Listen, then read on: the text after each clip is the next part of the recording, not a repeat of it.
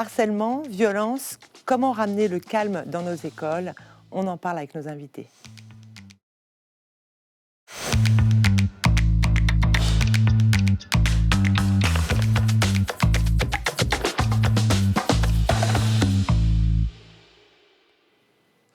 Jean-Pierre Bellon, vous êtes professeur de philosophie, vous êtes auteur de Renouer avec l'autorité à l'école, 10 mesures immédiates, un titre un peu choc, paru chez ESF. Bonjour. Bonjour. Jean-Rémy Girard, vous êtes président du SNALC, donc un syndicat d'enseignants. Bonjour. Bonjour. Paul-Henri Ouellet, vous êtes journaliste au Figaro étudiant. Et on aura en visio Camille Rollens, historien en sciences de l'éducation, avec qui nous serons, vous nous appelez de Lyon. Bonjour Camille. Bonjour. Vous nous entendez bien. D'abord, Paul-Henri, est-ce que vous pouvez nous faire un petit résumé des problèmes de discipline à l'école? Est-ce que c'est un vrai problème d'abord? Oui, tout à fait. Et d'ailleurs, ce sont les études internationales qui nous le confirment. Selon la dernière enquête PISA de 2022, 42% des Français de 15 ans déclarent qu'ils ne peuvent pas entendre correctement ce qui se passe, ce que racontent leurs professeurs de mathématiques, par exemple. Et dans le même temps, 29% de ces élèves affirment qu'ils ne peuvent pas travailler correctement dans cette matière. C'est plus que chez nos voisins de l'OCDE, où la moyenne se situe aux alentours de 23%. Mais au-delà du bavardage, c'est surtout la question du harcèlement et de la violence à l'école qui préoccupe particulièrement. Ces derniers mois, on a eu plusieurs agressions de jeunes dans le milieu scolaire qui ont défrayé la chronique. On pense notamment à Chamseddine, un jeune de 14 ans qui a été frappé à mort à la sortie de son collège en avril, mais aussi à Samara, une collégienne de 13 ans qui avait été tabassée devant son établissement la même semaine. Et puis, plus récemment, ce lundi 27 mai, une enseignante a été poignardée au visage en plein cours dans le Maine-et-Loire. Alors, est-ce qu'il y a une volonté du gouvernement d'agir sur ce point? Ben oui, face à la violence, le gouvernement entend sévir. Lors de son discours de politique générale, Gabriel Attal avait fait de l'autorité son cheval de bataille. Devant les députés, le Premier ministre avait déclamé ces mots d'ordre. Il avait dit, je cite, « Tu casses, tu répares, tu salis, tu nettoies, tu défies l'autorité, on t'apprend à la respecter ». Donc un discours de fermeté qui avait été ensuite réaffirmé 3 mois plus tard lors d'un déplacement à Viry-Châtillon. À cette occasion, le ministre avait réaffirmé cette volonté de fermeté. Il avait notamment déclaré que les élèves problématiques pouvaient être envoyés dans des internats. Gabriel Attal avait également proposé l'obligation pour les élèves de se lever quand l'enseignant entre en classe et la possibilité de signaler le dossier des élèves perturbateurs sur Parcoursup. Alors de son côté, Nicole Belloubet est ensuite arrivée avec d'autres mesures. Au mois d'avril dernier, la ministre de l'Éducation nationale envisageait de bannir le téléphone dans l'enceinte des collèges. Et puis, donc ça c'était pour lutter contre l'addiction aux écrans et le harcèlement scolaire. Et début mai, la ministre a lancé une grande concertation. Nicole Belloubet souhaite discuter avec les enseignants, les académies et puis les parents d'élèves pour établir un plan d'action concret en vue de rétablir l'autorité à l'école. Alors, Jean-Rémy Girard, est-ce que vous y croyez au retour de l'autorité à l'école? Non. Non. Non, enfin là, c'est beaucoup de paroles. Alors voilà, le discours peut être beau, peut être séduisant, tu casses, tu répares. Encore faut-il qu'il y ait quelqu'un pour accompagner l'élève pour le faire réparer. Donc, on se retrouve avec finalement des sortes de plans de communication. Là, on va résoudre le problème de l'autorité en 8 semaines, on se dépêche de faire un truc, on va faire un rapport à la fin, on fera 2-3 petites choses et il se passera probablement pas grand-chose parce que la question de l'autorité, elle demande aussi à un moment des adultes, elle demande de l'encadrement, elle demande éventuellement des investissements, toutes choses qui de toute façon ne se feront pas. C'est pour ça qu'on voit qu'on est surtout sur des annonces, sur des discours qui sont sur le plan du symbolique. Voilà, et formidable, les élèves se lèveront quand le professeur rentre en classe. Alors c'est bien, ça coûte 0 €. Ça montre aussi qu'on ne connaît pas l'école, puisque généralement c'est le professeur qui accueille les élèves dans la salle. Mais voilà, c'est des choses qui font joli, qui vont plaire à l'opinion publique ou à une certaine partie de l'opinion publique. Ça ne va strictement rien changer dans nos écoles, nos collèges et nos lycées. Est-ce que vous avez des retours d'enseignants qui se plaignent des problèmes d'incivilité, de discipline, de violence? Est-ce que c'est quelque chose, une petite musique que vous entendez régulièrement et plus qu'avant? Ah oui, alors c'est pas une petite musique, hein, c'est un concert. Très clairement, non, non. Nous, on avait interrogé nos collègues à l'automne dernier. La question de l'autorité était une question très importante pour eux. Et effectivement, toutes les questions d'agression verbale, d'agression physique, d'insécurité ou de ce fait de ne pas se sentir en sécurité dans son établissement, dans son école. On vient de faire une grande enquête sur la question de la sécurité dans les écoles primaires. C'est quelque chose qui revient énormément. Ça va avec, j'allais dire, tous les indicateurs qu'on a sur le bien-être, ou plutôt, il faudrait dire sur le mal-être des personnels de l'éducation nationale et notamment des enseignants. Le ministère lui-même, maintenant, sort des chiffres qui montrent que ça va mal. Donc oui, cette question de l'autorité, en revanche, c'est une réelle question, c'est un réel souci, et l'enquête PISA montre bien qu'on a plus de mal à obtenir le silence que nos voisins. Il y a peut-être un moment, c'est lié aussi au fait qu'on a plus d'élèves dans la salle que nos voisins. Jean-Pierre Bellon, vous êtes professeur de philosophie et vous êtes l'auteur donc vous avez des solutions, 10 solutions pour restaurer, renouer l'autorité à l'école, 10 mesures immédiates.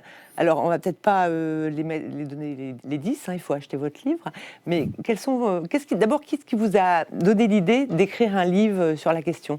Est-ce que vous-même, vous aviez des problèmes avec la discipline lorsque vous étiez enseignant? Oui, ça c'est quelque chose que j'ai constaté très tôt, en effet, lorsque j'étais enseignant, qu'il y avait un certain nombre de classes dans lesquelles il s'avérait extrêmement difficile, voire dans certaines parfaitement impossible d'enseigner. On se rend bien compte aujourd'hui, d'après ce que dit le rapport PISA, que c'est probablement une classe sur deux, peut-être, dans laquelle il est très difficile d'enseigner. Donc ça, c'est le constat que j'ai pu faire il y a longtemps. Ce qui m'a en plus encouragé à travailler sur ces questions-là, c'est parce que j'ai beaucoup travaillé sur la question du harcèlement scolaire, et je me suis rendu compte que l'endroit dans lequel les élèves victimes de brimades étaient le plus mal, c'était bien précisément dans la classe du professeur chahuté, du professeur dans lequel il y avait effectivement ce bruit, ce désordre. Donc je pense effectivement que les deux phénomènes sont parfaitement liés. Et oui, je serais peut-être un peu moins pessimiste. Je pense qu'on peut faire un certain nombre de choses, même si je pense qu'il y a beaucoup d'effets d'annonce dans ce que dit le gouvernement. Mais je pense qu'il y a un certain nombre de mesures qu'on peut mettre en œuvre et qu'on peut mettre en œuvre rapidement. La première d'entre elles, me semble-t-il, ce serait un signalement systématique de toutes les infractions scolaires. C'est-à-dire faire que les enseignants soient incités à faire à peu près l'inverse de ce qu'ils font actuellement. Actuellement, quand un enseignant a des difficultés dans sa classe, qu'est-ce qu'il fait? Les 3 quarts du temps, il ne le dit pas. Il ne le signale pas, parce qu'il a peur d'être désavoué par sa hiérarchie. Est-ce qu'il a parfois aussi un peu honte? Bien sûr. Parce qu'il y a toujours, on le voit dans les films, ah bon, toi, tu as un problème avec la classe de 4e B? Moi, voilà. Non, tout va bien. C'est ça. C'est un sentiment d'échec. Et finalement, les professeurs en difficulté font exactement la même chose que les élèves harcelés. C'est-à-dire qu'ils se taisent, ils ont honte, ils n'osent pas en parler. Il faut totalement renverser la tendance. Il faut vraiment que les enseignants soient systématiquement incités à signaler toutes les infractions, tout ce qui se produit dans leur classe. J'ai, dans ce livre, essayé de bâtir la liste des infractions scolaires, c'est-à-dire de tout ce qui ne doit pas se faire en classe. J'en ai trouvé 56. Bon, peut-être pas complet, je l'ai fait lire à des chefs d'établissement, des conseillers principaux d'éducation qui m'ont dit « oui, à peu près, là, tu as vu l'essentiel ». Que les enseignants soient vraiment incités à signaler. Et ensuite, il faut absolument réformer le système des sanctions qui actuellement est un désordre total. Un désordre total. Je vais donner la parole à Camille Rollins. Est-ce que vous êtes historien? On parle de sanctions. J'ai l'impression, alors on dit toujours l'école des grands-parents, les sanctions étaient beaucoup plus sévères. Est-ce que vous pouvez donner peut-être un aperçu de l'évolution de ces sanctions? À quel moment ça a changé? Est-ce que, alors j'imagine qu'on ne sanctionne pas comme dans les années 50, mais est-ce qu'on peut se rappeler comment finalement on gérait les élèves indisciplinés à l'époque? Alors, merci pour cette question. Alors, juste pour une précision, je suis plus considéré en général dans les sciences de l'éducation comme un philosophe que comme un historien, mais c'est un point qui est très intéressant parce qu'à mon avis, si on veut penser cette question de l'autorité, on est obligé effectivement de la penser un peu historiquement. C'est-à-dire que quand on dit restaurer l'autorité à l'école, ça voudrait dire qu'on pourrait, avec suffisamment de volonté ou avec certaines mesures, lui permettre d'être à nouveau ce qu'elle a été avant. C'est-à-dire à la fois dans sa quantité et dans sa qualité, que ce soit la même chose et qu'il y en ait autant. Et à mon avis, ça, c'est effectivement tout à fait impossible. Un autre point, c'est que si on parle de sanctions, on est plutôt dans le domaine d'une réflexion sur le pouvoir, l'exercice du pouvoir, c'est-à-dire le pouvoir de contraindre quand la loi est violée, quand un règlement est violé. Le rôle légitime de l'État, et l'enseignant à l'école publique est un fonctionnaire de l'État, c'est ce que Max Weber appelait le monopole de la contrainte légale. C'est-à-dire on a la possibilité de forcer les gens à respecter la loi, même quand ils ne la respectent pas, et à ce qui est des conséquences, en particulier quand ils ne la respectent pas. Le terme de sanction, en fait, c'est un terme récent à l'école, le fait qu'il se soit imposé. Pendant longtemps, on parle plutôt de punition, ou même éventuellement de châtiment, de pensum. Le terme de sanction, en particulier l'idée de sanction éducative, c'est-à-dire qu'on n'est pas là pour faire souffrir quelqu'un, on n'est pas là pour l'humilier, mais on est là pour qu'il apprenne quelque chose. On est là pour que la sanction soit éducative, ça aide à le responsabiliser, qu'il soit plus autonome, qu'il sache comment agir en société, agir avec les autres, les respecter. C'est un terme qui découle des travaux d'un collègue en sciences de l'éducation qui s'appelle Éric Prérat en particulier, qui a beaucoup travaillé sur cette question-là. Penser la sanction éducative. Et ce que Éric Prérat essaye de faire dans le domaine de la sanction comme dans celui de l'autorité, c'est de prendre acte justement de ces changements historiques. C'est-à-dire on n'est plus au temps du surveillant général, qui devait essentiellement maintenir l'ordre, mais on est au temps du conseiller principal d'éducation, qui est dans une approche plus globale de la vie scolaire.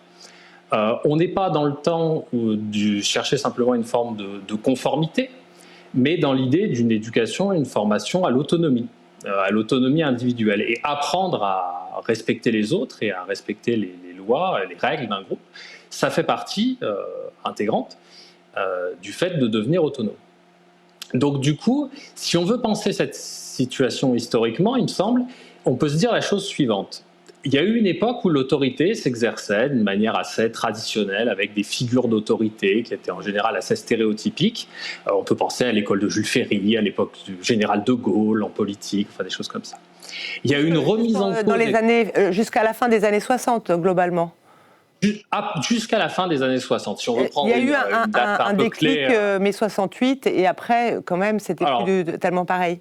Juste, c'est un événement qui marque, mais c'est processuel, c'est-à-dire que c'est une dynamique de longue durée, mais effectivement, en France, c'est un événement marquant. Dans d'autres pays, c'est d'autres choses. Au Québec, on va appeler ça la Révolution tranquille. Merci beaucoup. Juste, je vais donner la parole à Jean-Rémy Girard. Comment vous envisagez justement ces sanctions aujourd'hui dans l'éducation nationale ? Quelles sont vos préconisations finalement ? Est-ce qu'il faut revoir tout cet étalage de sanctions ? Alors, il y a deux choses. Hein. Maintenant, on sait qu'on ne dit plus punition, mais sanctions. En fait, si, on dit aussi punition. J'avais jamais pensé à ça. Puisqu'il y a deux choses différentes. Il y a les punitions et les sanctions. Les deux existent dans le système actuel. La punition, j'allais dire, c'est la mesure d'ordre intérieur à la classe, donc celle qui peut être prise par le professeur, mais ça peut être pris par un assistant d'éducation également. Ça, c'est les punitions. Effectivement, quand on dit tu me rendras un travail supplémentaire, l'heure de colle, ça, c'est des punitions. Ça existe encore. Ça existe encore, tout à fait. La sanction, c'est quelque chose qui relève dans les collèges et les lycées du chef d'établissement ou du conseil de discipline, c'est-à-dire c'est quelque chose de beaucoup plus cadré par des textes structurés avec le chef d'établissement qui les prend. Un professeur ne peut pas prendre une sanction. Je peux pas décider, moi, qu'un élève va être exclu pendant une semaine de l'établissement. Ce n'est pas ma possibilité en tant que professeur. Il n'y a que le chef d'établissement qui peut le faire. Et l'exclusion définitive d'un établissement, qui est la sanction, j'allais dire, suprême, la plus grave, effectivement, ne peut être prise que par le conseil de discipline qu'on réunit. Donc il y a toujours des punitions qui existent, qui peuvent être faites par les enseignants eux-mêmes et par les vies scolaires aussi. Et il y a les sanctions. Et de ce point de vue-là, le régime des sanctions est à la main, j'allais dire, des chefs d'établissement. C'est pour ça qu'il y a un très très gros effet chef d'établissement dans les collèges et les lycées, puisque un chef d'établissement qui va avoir une approche un peu plus laxiste, par exemple, qui ne va pas vouloir faire de conseil de discipline, qui ne va pas vouloir prendre trop de sanctions, ça va avoir un effet quasi immédiat sur l'ambiance dans l'établissement, très clairement.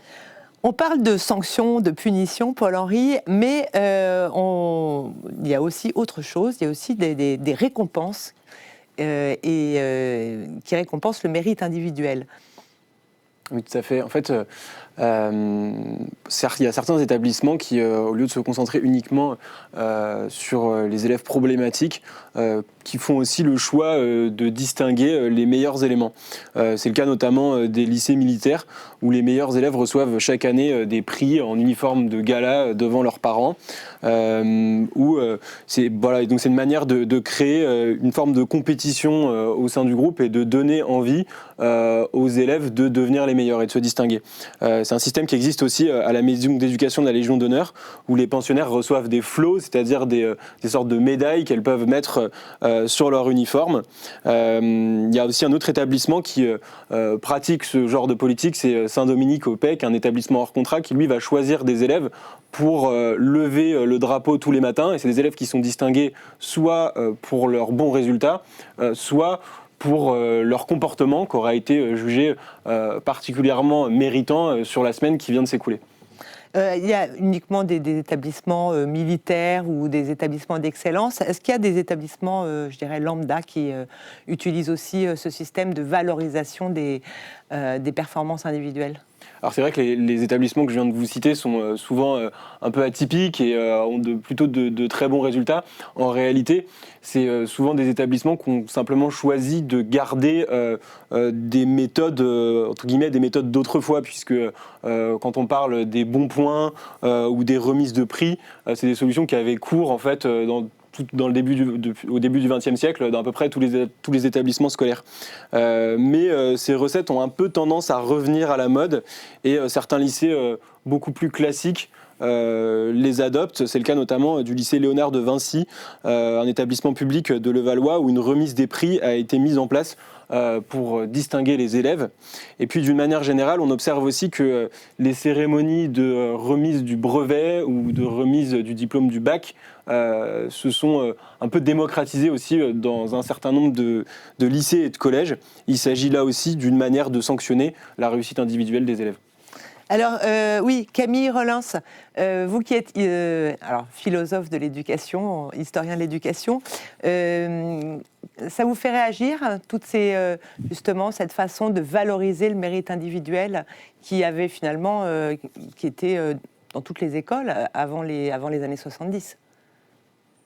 Alors, il y a différentes formes de réaction, mais l'idée que ce qui fonde l'autorité de l'école de la République, c'est sa capacité à traiter les gens selon leur mérite.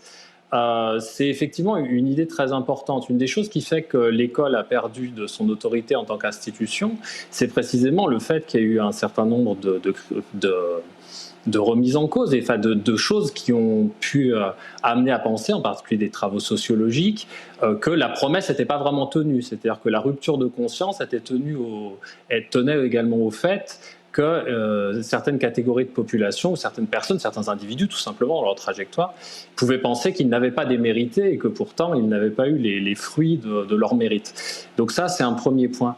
Ce qui peut me faire réagir aussi, c'est cette idée que dans les exemples qui ont été donnés, il y a quelque chose d'assez fort, c'est que traditionnellement, l'autorité sous sa forme traditionnelle, elle reposait beaucoup sur le partage de symboles. C'est-à-dire, on met en avant certains symboles qui aident à créer un cadre dans lequel l'autorité, encore une fois, l'autorité, c'est pas la contrainte, l'autorité, c'est l'influence sans contrainte. Pour prendre la citation de Gabriel Attal, c'est pas ce qui fait qu'on répare quand on a cassé ou qu'on nettoie quand on salit, c'est ce qui fait que si on nous dit de pas casser et de pas salir, on le fait pas, même si on n'est pas contraint. Pas uniquement par peur du gendarme, ou parce qu'on attend d'avoir une récompense. On n'a pas besoin de ça si on reconnaît l'autorité, effectivement. Et il y a des cadres symboliques qui aident effectivement à reconnaître l'autorité. Et les deux grandes institutions traditionnelles, que sont l'armée et l'Église, sont, j'allais dire, expertes dans le fait de maintenir un cadre symbolique particulier. Ça peut être le cadre des uniformes, le cadre des grades dans l'armée, le cadre des cérémonies, les coutumes et les costumes, comme disait Pascal, qui font que l'autorité va être plus facilement reconnue. Le sentiment aussi d'appartenance, un peu comme les pompiers avec leur uniforme. Oui, tout à fait. Sauf que je me permets de compléter ce point-là. Justement, quand vous avez attiré l'attention sur le fait que c'était des lycées militaires ou des lycées hors contrat, très rapidement, ça veut dire souvent que les familles ont choisi que les élèves soient là, et ils viennent souvent de familles où ils ont été socialisés dans un milieu où ces symboles ont un sens. Le fait d'avoir eu la Légion d'honneur, d'avoir fait une carrière militaire, d'avoir fait sa confirmation à la cathédrale, ça a un sens spécifique. Et donc ces symboles sont partagés. Si on ne partage pas ces symboles, j'allais dire, la magie, entre guillemets, n'opère pas. Même si ces élèves sont peut-être plus de milieux privilégiés, il y a quand même des rites en fait qui les unissent. Jean-Pierre Bellon, il y a aussi un souci qui est pointé par l'OCDE lors des enquêtes PISA, c'est le manque de sentiment d'appartenance. C'est-à-dire que les élèves ne se sentent pas faisant partie d'un établissement, d'une communauté éducative, comme on peut l'être peut-être sans doute un peu plus dans les pays anglo-saxons. Est-ce que c'est aussi important pour restaurer l'autorité ? Sans doute, mais à mon sens, c'est pas le problème. C'est pas le problème principal. Je pense que le sentiment d'appartenance, il vient à partir du moment où il y a une cohésion, où on sait pourquoi on est là. Et bon, le fait qu'on ait rendu à peu près à l'école tout négociable, le fait que tout soit l'objet de débats, de discussions, ben ça peut pas créer cette cohésion. Ce qui crée la cohésion, c'est qu'on est là pour apprendre. Or, que voulez-vous, vous l'avez dit tout à l'heure, si un élève sur deux n'entend pas ce qui se dit dans sa classe, regardez quelle injustice on crée entre une scolarité dans laquelle on peut étudier en paix et une autre dans laquelle on vit dans le désordre. Ça fait, au bout du compte, ça fait une terrible injustice. Donc je pense que on s'arrête souvent, beaucoup en France, sur des symboles, se lever lorsque le professeur rentre, l'uniforme, etc. Tout ça, c'est peut-être très intéressant. Mais quand on voit par exemple le succès des écoles de Singapour, à Hong Kong, c'est vrai qu'Internet est un peu une fenêtre sur le monde et on voit comment les écoles fonctionnent, qui ont d'excellents résultats. On voit des écoles où les élèves sont très nombreux et où il y a une discipline très importante et où les élèves... Ça a à voir avec l'école, hein. Ça a beaucoup plus à voir avec Singapour et Hong Kong. Hein. Oui, mais je veux dire par là que c'est assez fascinant. On voit des élèves en uniforme, on voit des élèves qui participent à la vie de l'école, qui font à manger avec... C'est probablement beaucoup des questions d'éducation, en fait, qui sont parfois préexistantes à l'école. Je crois que le philosophe en sciences de l'éducation là, le disait assez bien. Oui, Camille Rollins. Si, quand vous arrivez, vous êtes déjà d'accord avec le fait qu'il y a une autorité et qu'il faut la respecter, c'est tout de suite beaucoup plus facile.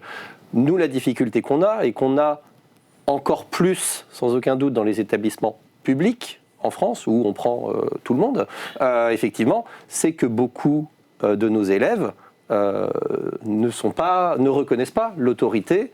Quand ils arrivent, ne reconnaissent pas spécialement l'autorité de l'école ou l'autorité de l'enseignant, et que beaucoup de parents, d'ailleurs, non plus, ne reconnaissent pas l'autorité de l'enseignant. Je ne suis pas certain que ce soit la même chose à Singapour. On voit, j'y viens justement, il y a un problème que beaucoup d'enseignants m'en ont parlé, c'est les parents qui remettent en doute sans cesse la notation, les appréciations, les rapports. Est-ce que, je sais pas, il y a comme une confiance qui s'est rompue finalement entre l'école et beaucoup de parents? Certainement. Je pense que les parents, d'une manière générale, sont assez mal accueillis à l'école. Il faut voir dans quel contexte on les reçoit. À l'école élémentaire, ils sont assis sur des chaises où leur menton touche leurs genoux. Non, on ne met pas de moyens pour accueillir bien les parents. Je pense qu'il faut d'un côté beaucoup mieux les accueillir et d'un autre côté circonscrire de façon très nette les points sur lesquels il y a de la négociation et sur lesquels il n'y en a pas. Or, la note, sauf erreur de calcul, n'est pas négociable. L'évaluation de notre travail, de la même manière, le comportement de l'élève n'est pas négociable non plus. L'élève est là pour apprendre, il est là pour se tenir tranquille. Donc, séparons très nettement ce qui ne doit pas être négocié et, en contrepartie, accueillons beaucoup mieux les parents à l'école. Je pense que on est quand même l'une des institutions dans lesquelles les familles sont les plus mal reçues. C'est-à-dire on ne leur permet pas non plus de s'investir toujours dans l'école. Mais c'est vrai que cette remise en cause de l'école, on le voit sur les réseaux sociaux, c'est fou. Il y a des sites, des groupes entiers de parents qui passent leur journée à remettre en cause une notation, un professeur qui est trop sévère. D'un autre côté, ils veulent que l'école soit plus stricte, il y a un besoin d'autorité, mais de l'autre, il y a une remise en cause des notes des professeurs lors du contrôle continu.